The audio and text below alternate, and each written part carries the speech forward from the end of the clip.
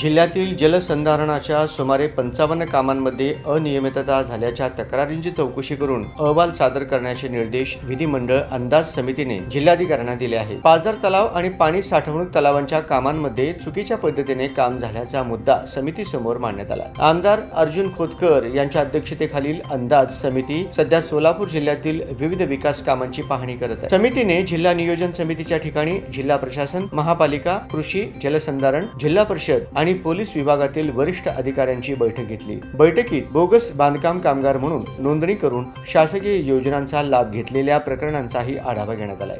अशा बोगस लाभार्थ्यांचा शोध घेऊन आवश्यक कारवाई करण्याच्या सूचना अधिकाऱ्यांना देण्यात आल्या. या प्रकरणात काही अधिकाऱ्यांवर गुन्हे दाखल झाल्याची माहितीही बैठकीत समोर आली. याशिवाय दुभत्या जनावरांची बेकायदेशीर कत्तल आणि अवैध दारू विक्री विरोधातील कारवाईबाबतही संबंधित विभागांना समितीने जाब विचारलाय.